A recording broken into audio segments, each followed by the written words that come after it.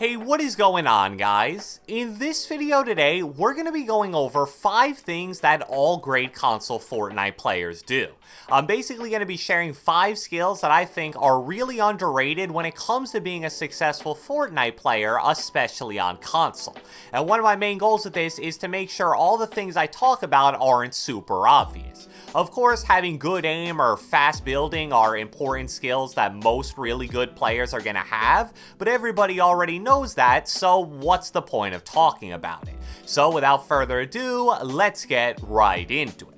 Alright, so the first underrated skill that I want to talk about is avoiding pure 50-50 fights. And I know that may sound crazy because 50-50 fights are probably one of the biggest strengths of console/controller Fortnite, but let me explain.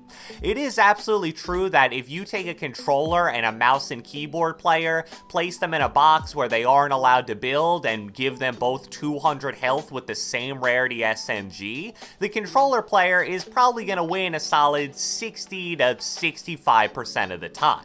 However, even though those odds are definitely better than 50-50, having a 35 to 40% chance of losing that fight isn't something that you should be really happy about. If I knew before a fight started that I had a 35 to 40% chance of losing it, I'd avoid it almost every single time. And here's the thing, even if you win that fight but you take 150 damage because unless the enemy's really bad, they're gonna hit at least some of their shots, was that really worth it at the end of the day? I guess maybe if the enemy drops a ton of mats and healing, or possibly if it's a competitive mode where you get points for getting kills, but other than that, trading a large percentage of your health for just one single kill is almost never gonna be worth it.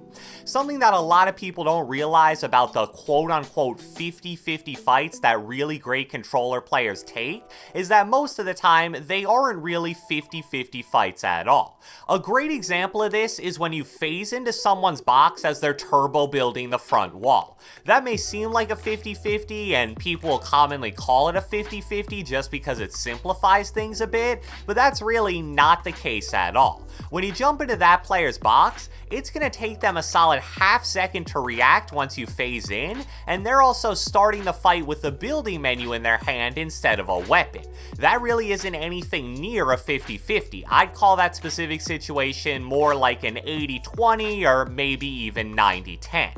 So when you watch the great console and controller players play, yeah, they're probably going to get a lot of kills at point blank range with an SMG, but despite that, that doesn't mean they're taking a bunch of 50-50s, and they do a great job of avoiding the straight up 50-50s, where they're basically 1 or 2 misses away from certain death. And this skill is extra important in regular solos, duos, and squads games because unlike in competitive, you don't get any guaranteed health per kill like you do in tournaments or arena mode. The next underrated skill that I want to talk about is building after shooting, especially in shotgun fights, and I think this sort of builds off what I just said about 50-50s. This is one of the biggest traps that I think a lot of players fall into while using shotguns. They'll shoot a shot at an enemy who's probably facing them, and then no matter what happens or how much that shot hits for, they'll immediately switch to their SMG and try to clean up the kill. Now sure, that strategy works really well if that shotgun shot hit for like 150 damage or something, but if it hits for 30, which is pretty likely with the current state of shotguns, or you just straight up missed, now you're gonna have to try to deal 150 plus damage with just an SMG. Unless you're literally barrel stuffing the enemy with said SMG, that's a pretty difficult task to do. So it's really important that you train yourself to build immediately after shooting your shotgun if that first shot does low or no damage. And I know that may sound kinda simple on the surface, but for a lot of people, that's actually a really hard habit to build. They've basically been shooting and switching to their SMG in close range fights for years now, so prioritizing protection after shooting instead of dealing extra damage just feels kinda weird.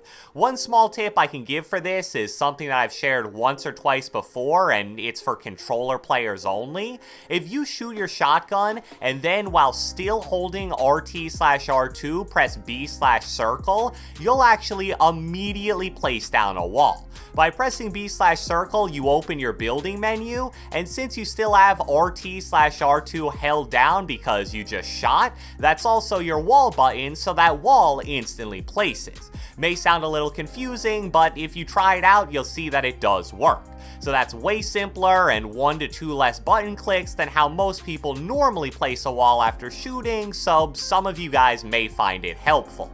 The next underrated skill that really good Fortnite players are great at is material conservation. This is one of those things that definitely doesn't get enough attention, and it also gets super overshadowed by things like flashy building and editing. One of my biggest pet peeves is when players start a fight with a decent amount of mats, and then about halfway through they run out, and once they die go, "Oh, that death wasn't my fault, I ran out of mats." Now sure, there are definitely times where even the smartest pros couldn't win certain fights with the number of mats they started out with, but that's not the case a lot of the time in these situations.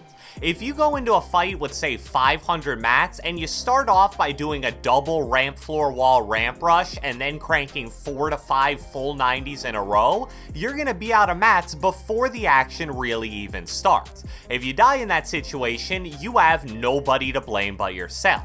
There's a reason why there are low material versions of every building technique possible. Instead of cranking fully protected 90s, if you're low on mats, you can instead crank 2 wall 90s. If you need to tunnel away from a fight but you don't want to use all your mats doing so, you can do a poverty tunnel instead of a full one.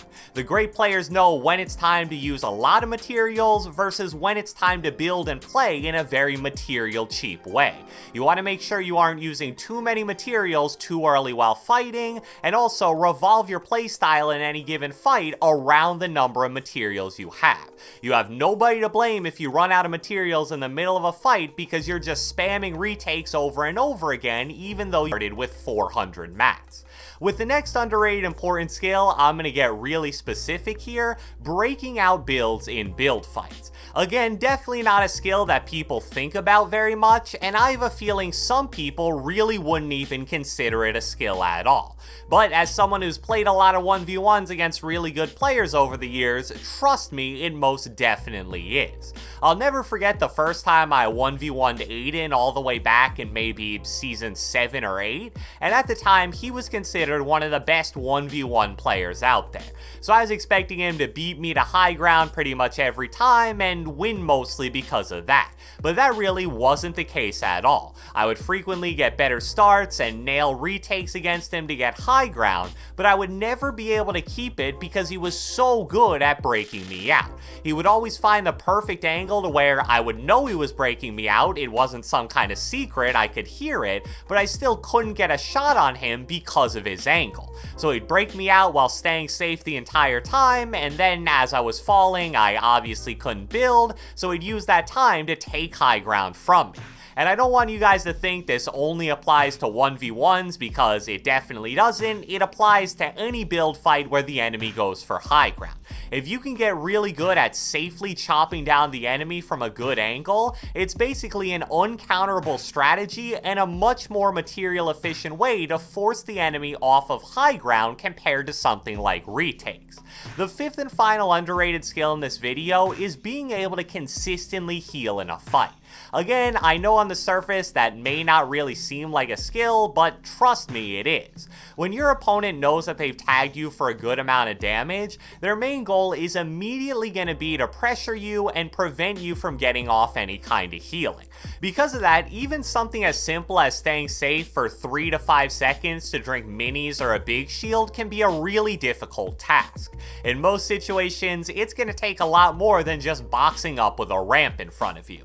Getting off healing items while being pressured a lot of times comes down to building until the enemy loses track of you while also staying protected the entire time. So in some situations, that may mean building and editing out of multiple 1x1s in a row, or building to high ground and then hiding behind a certain wall or ramp that gives you enough cover to heal up.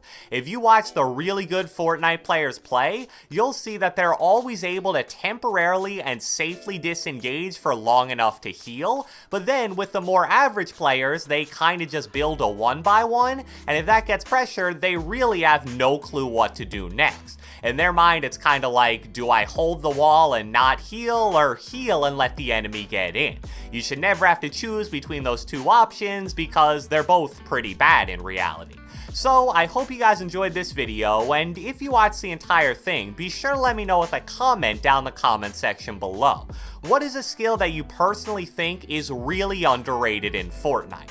Be sure to leave a like, leave a comment, subscribe, turn on post notifications, do whatever the heck you want, and I will catch you guys next time.